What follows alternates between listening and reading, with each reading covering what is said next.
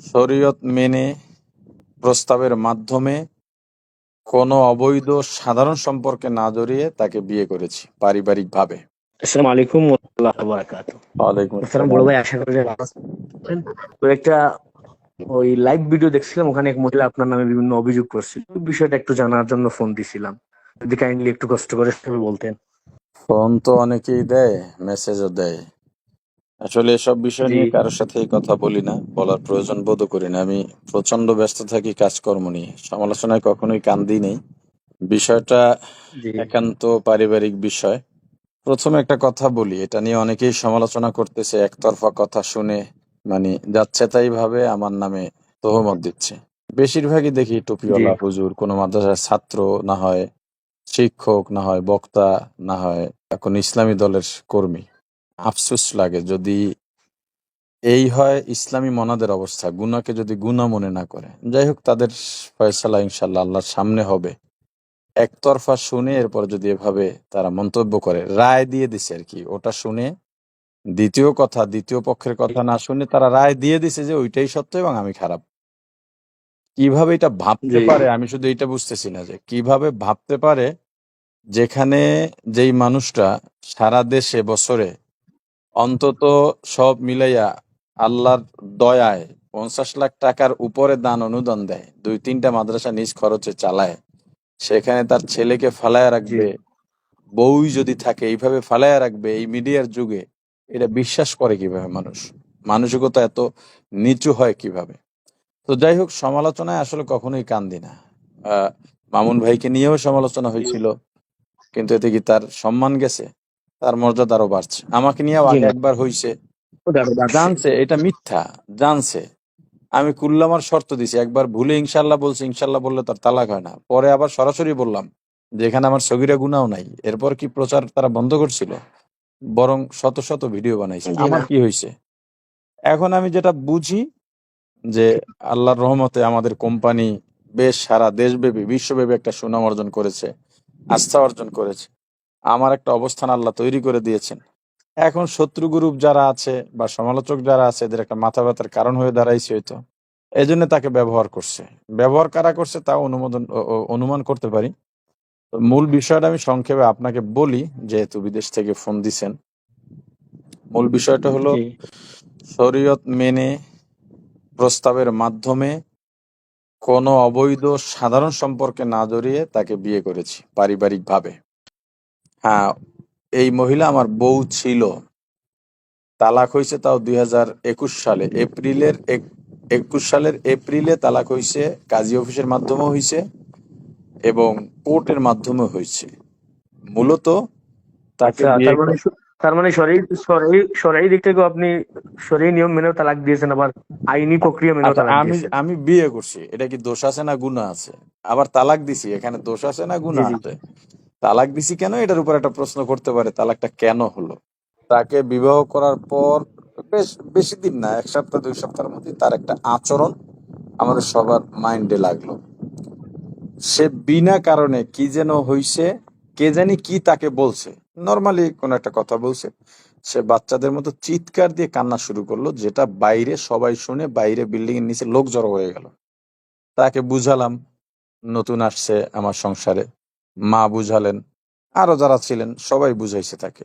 কয়দিন পর তার মাও আসছে আমার বাসায়, তার মাও বুঝায়, কিন্তু তার আচরণের পরিবর্তন নাই। আমাকে একটা টেনশন দিয়ে রাখে, মা ফিলে গেলে টেনশন, আব্বার সাথে দুর্ব্যবহার, মার সাথে দুর্ব্যবহার। আব্বা জুমা পড়তে যাবে, কি নিয়ে জানি তার মনে লাগছে, তার রুমের ভিতর আব্বার ব্যাগ, কাপড় পাল্টান লাগবে, গোসল করা লাগবে, দরজা ধাক্কাইতেছে, আব্বা মা সবাই, দরজা খুলতেছে না, জুমা কাজা হয়ে যাচ্ছে। পরে আব্বা পাশে আরেক বাড়ির থেকে লুঙ্গি নিয়ে গোসল করে তারপরে জুমায় গেছেন। এটা তো কোনো ছেলে সহ্য করবে না। আব্বা জি জি ওর বাসায় মানে বেশি দিন থাকেন নাই, হয়তো সব মিলাইয়া 5 দিনও থাকেন নাই। তাকে, ওকে কেউ প্রথমে গ্রহণ করে নিছিল, পরে তার ব্যবহার সবাই দূরে সরে গেছে।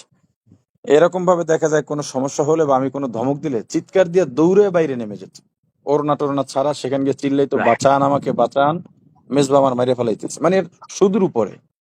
এখন পড়ছি এক বিপদে। ওর মার সাথে কথা বললাম, ওর ভাইয়ের সাথে বললাম, আমার মা বাবার সাথে কথা বললাম। তো সবাই বললেন আল্লাহ তাআলা যদি আল্লাহ একটা সন্তান দান করেন হয়তো ঠিক হয়ে যেতে পারে, তুমি ধৈর্য ধরো। তো আমিও বলছি বিয়ে যেহেতু করছি ঠিক আছে থাকুক। সন্তান হলো, এখন এই সন্তান নিয়ে সে আমাকে ব্ল্যাকমেইল শুরু করলো। মানে সে আরো বেপরোয়া হয়ে গেল। মানে এত বেশি বেপরোয়া হয়েছে, এটা কোনো সীমা নাই। আমি থানায় একটা জিডি করলাম।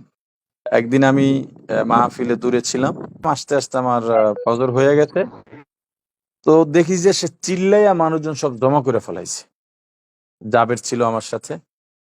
আমার মানে আচ্ছা আল্লাহ ইজ্জত রক্ষা করছেন, আল্লাহ নিজে দয়া করে ইজ্জত রক্ষা করছেন। না হয় মিডিয়ার যুগ, ওই সময় তো ভিডিও হওয়ার কথা ছিল, সবাই ভিডিও করার কথা ছিল, কিন্তু সবাই তাকে ধমক দিছে যে আপনি এগুলো কি করতেছেন, নিজেরও তো একটা ইজ্জত আছে। এরপর তার ভাইকে ডাকলাম, তার বড় ভাবি এলো, তার বড় ভাবিও আলেমা।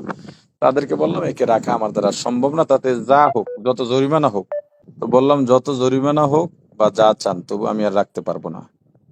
ওর ভাই বলল, তুহিন ওর ভাইয়ের নাম, ওর ভাই বলল যে ঠিক আছে, একটা ছেলে যেহেতু আছে, আহ, ছেলেটার জীবনটা নষ্ট করে কি লাভ, আমি ওর জিম্মেদারি নিতে পারি, আমার কাছেও থাকবে, আপনি মাসে একদিন যাবেন তাতেই হবে, কোনো অভিযোগ করব না কোনোদিন।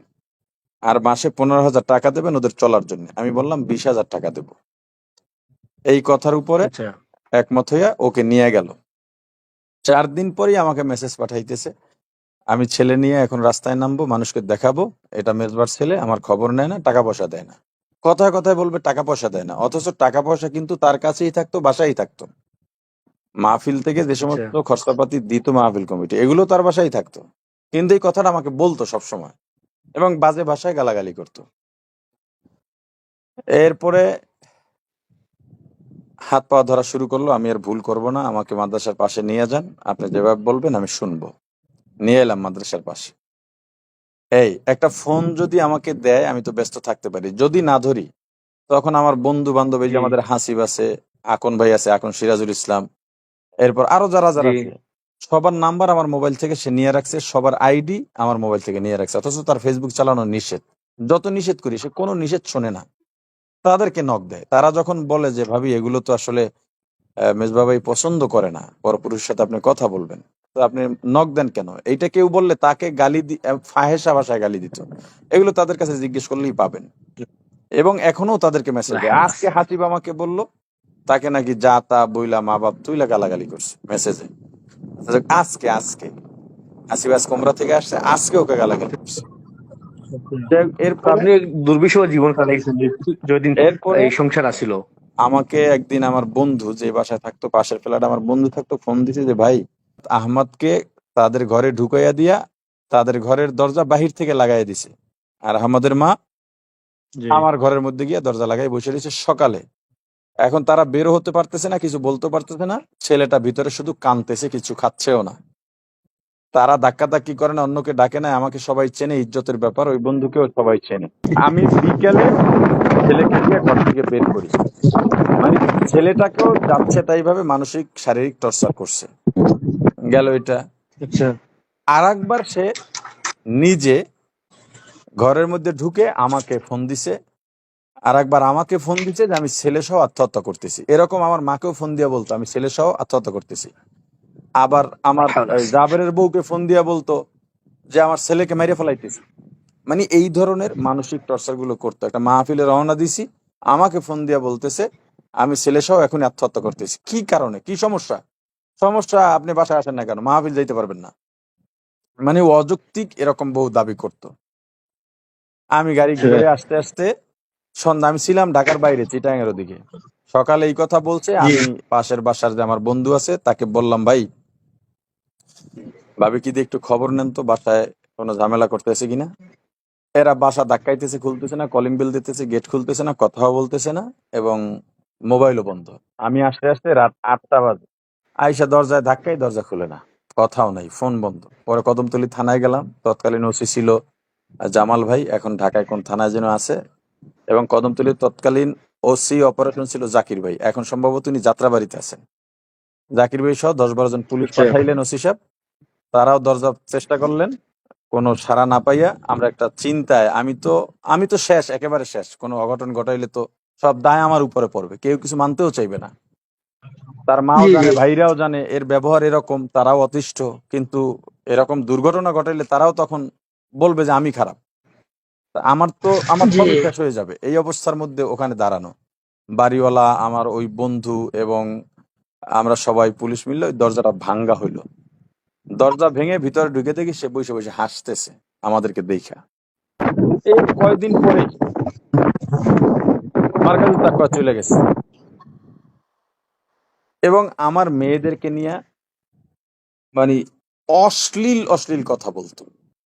তো এরপরে মার্কাজু তাকওয়া চলে গেছে, গিয়া ইফতার ছাত্র সহ সবাইকে গালাগালি করলো, হুজুরদেরকে গালাগালি করলো।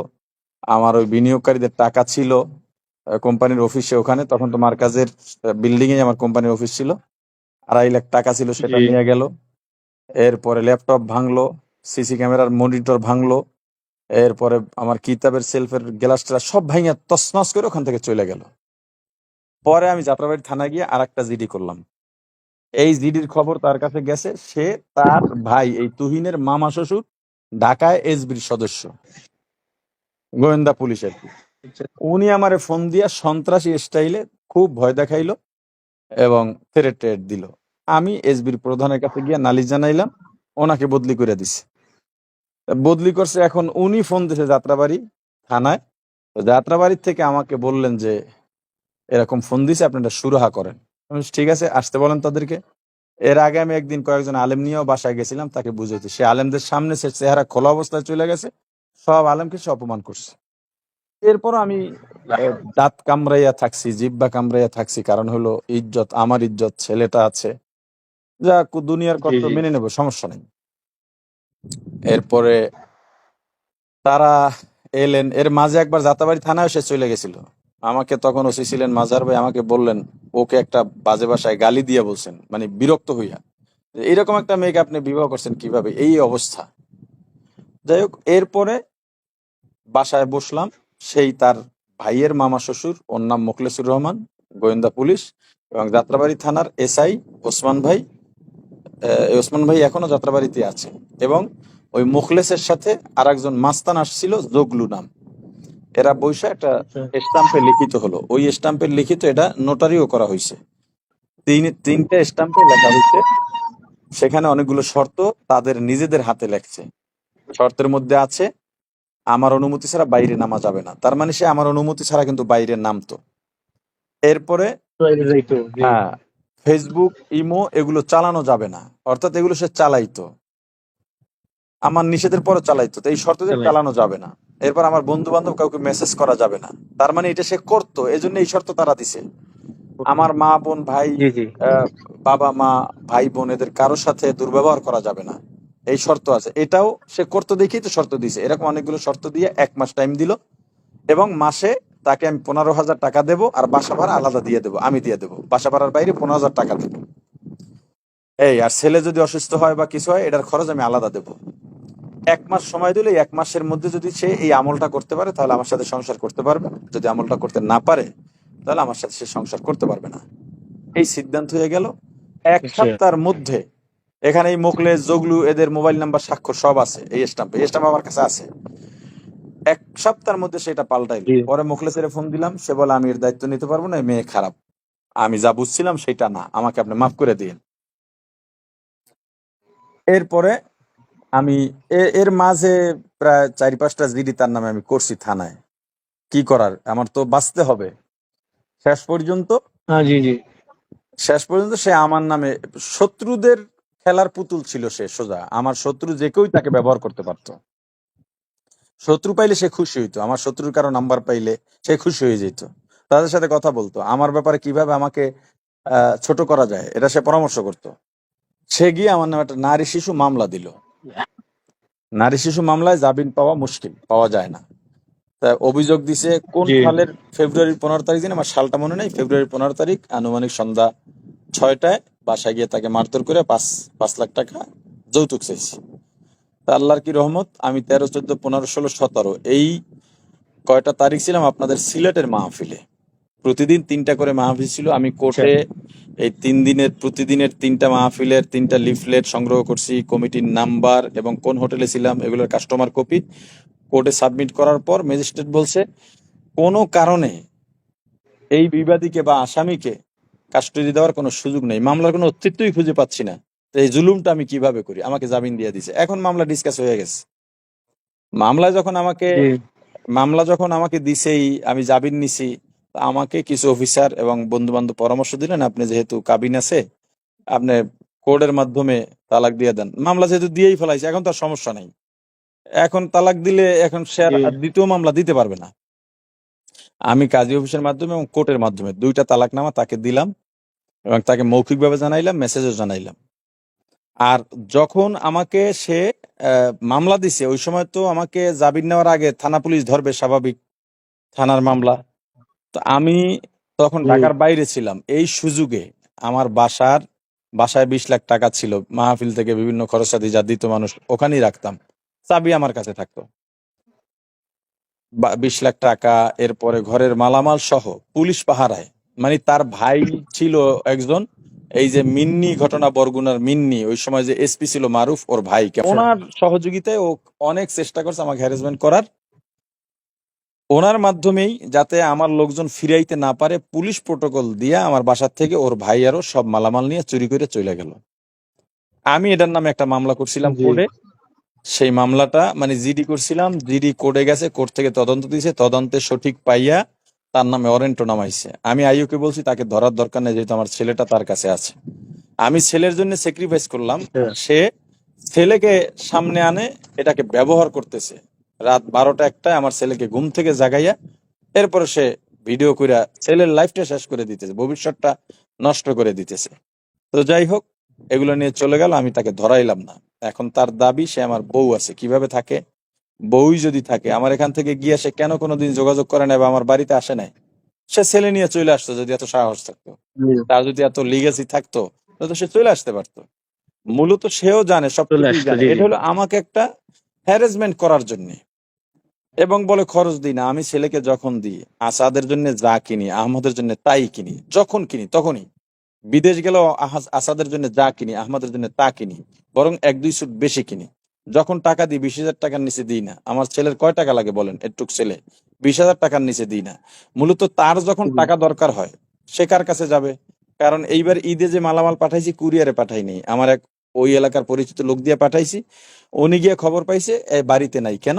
এর ভাই মা একে তাড়াইয়া দিছে, অতিষ্ঠ হয়ে গেছে তার ব্যবহারে। এখন তারা শান্তিতে আছে, স্বস্তিতে আছে, বাড়ি নাই হ্যাঁ দেখে। তো যাই হোক, এবার দিছি ৫,০০০ টাকা। সব মালামাল দিছি, এছাড়া সবসময় ২০,০০০ টাকা করে দিছি। মানে আমার ছেলের টাকাটা সে ভোগ করে ওখানে বসে। এবং ফেসবুকে নিয়মিত সে নাকি, যখন আমি কাপড় চোপড় দিই, সে ফেসবুকে লেখে। আমি শুনছি, আমি জানি না। তাহলে আমি সবই তো দিচ্ছি ছেলের। তার এক হ্যাঁ জি চাচির জি, মাধ্যমে এগুলো এগুলো ডাক্তার, এগুলো দেখছি, এগুলো দেখছি আপনাদের। তার চাচি ছিল ভদ্র মহিলা, তাকে দিয়ে প্রস্তাব দেওয়া হইলাম ছেলেটাকে আমার এখানে কিছুদিন রাখতে বলেন, ওর ওখানেও থাকুক, ছেলেটা মা বাপ দুইজনকেই চিনুক। এবং ও তো আমার কাছেই আসতে হবে ছেলের, যদি এখন আসা যাওয়া না থাকে পরে কষ্ট বেশি পাবে। আর ওর ওখানে থাকলে মানসিক অসুস্থ হয়ে যাবে, কারণ ও টর্চার করে ছেলেকে, মানসিক শারীরিক টর্চার করে। এরা আমার, ওর এলাকার লোকজনই আমাকে বলছে। তা আমার কাছে দেওয়ার ব্যবস্থা করেন। ওই চাষি ওকে প্রস্তাব দেওয়া, সেই চাষিকে নিয়ে উল্টাপাল্টা সে ফেসবুকে লেখছে। একদিকে অভিযোগ দেয় আমার ছেলেকে আনি না, খরচ দিই না, আর একদিকে সে ছেলেকে দিচ্ছেও না। মানে তার ভাইকে দিয়া সে বহু চেষ্টা করছে, যখন দেখছে কিচ্ছু পারে না, এখন চিন্তা করছে যে ফেসবুকে একটা ওপেন প্ল্যাটফর্ম আছে, এখানে দিলে আমারও কিছু বিরোধী মানুষ আছে, সমালোচক আছে, এরা হামলে পড়বে, এরা যাচাই বাছাই করবে না, শুনলেই আমার বিরুদ্ধে ঝাঁপিয়ে পড়বে, এই এখানে দিছে। তো এতে তো আমার আর আল্লাহর রহমত কিছু আসে যায় না। আমার এই সব বিষয়গুলো আমার বন্ধু বান্ধব সবাই জানে যে তার মেজাজ আর বদমেজাজের কি অবস্থা। এখন সে সীমা ছাড়াইছে। এখন আমি তার এই লাইভ, তার পোস্ট, এগুলো সব কিছু রাইখা দিছি আইডি সহ। অলরেডি আমি আইনি ব্যবস্থা নিয়ে নিচ্ছি। আর যারা আমার বিরুদ্ধে বলতেছে, লিখতেছে, আমি তাদের বিরুদ্ধে কোনো অভিযোগ নাই। জি কেয়ামতের ময়দানে আল্লাহর সামনে তারা যেন আমার আমার আমার মুখোমুখি, আল্লাহর সামনে তারা যেন আমার মুখোমুখি হয় ইনশাআল্লাহ। আমি সলিড আছি। আমি বিয়ে করছি শরীয়ত সম্মত ভাবে, সাধারণতম কোনো গুনাহ নাই, অনুত্তম কাজ জি নেই। আমি হক আদায় করছি যথাযথভাবে। বরং তার গালি থেকে বাঁচার জন্যে আমি, সে যা চাইতো তার থেকে বেশি দিতাম। এখন আমাকে নিয়ে সে কথা বলবে কোন অধিকারে? কেন বলতেছে? কোন অধিকারে কথা বলতেছে? জি। কি কারণে, কি কি অর্থ তালাক আছে হয়ে তার গেছে আমাকে তো নিয়ে এখন তো কথা আর বলার? বলার কথা না। জি জি জি। এরপর সেই তালাকনামা কাজী অফিস থেকে তার ঠিকানায় গেছে, সে রাখে নাই। পোস্টমাস্টার বলছে তার কাছে গেছে, সে স্বাক্ষর দেয় নাই। মানে চিঠিটা রিসিভ করার যে স্বাক্ষরটা, স্বাক্ষরও দেয় নাই, চিঠিটা রিসিভও করে জি নাই। জি জি। তালাকের ব্যাপার সে তো জানেই, ভালো করেই জানে।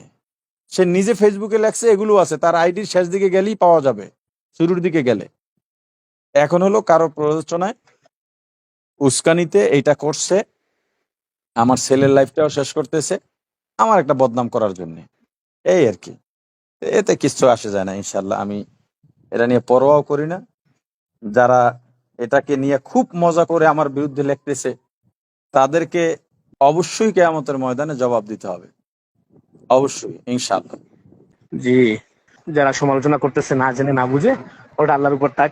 আর আমি জানার জন্য আপনাকে ফোন দিয়েছিলাম, অনেক সময় নষ্ট করছি, সময় দিয়েছেন, ধন্যবাদ, শুক্রিয়া। আর দোয়া করি আল্লাহ আপনার সামনের জীবন সুন্দর হোক, আল্লাহ রাব্বুল আলামিন আপনাকে হোক, এটাই কামনা। ঠিক আছে ভাই, দোয়া চাই, শুক্রিয়া, জাযাকুমুল্লাহ। আসসালামু আলাইকুম ওকে, রহমতুল্লাহ। সালাম আলাইকুম। সালাম রাহমাতুল্লাহ।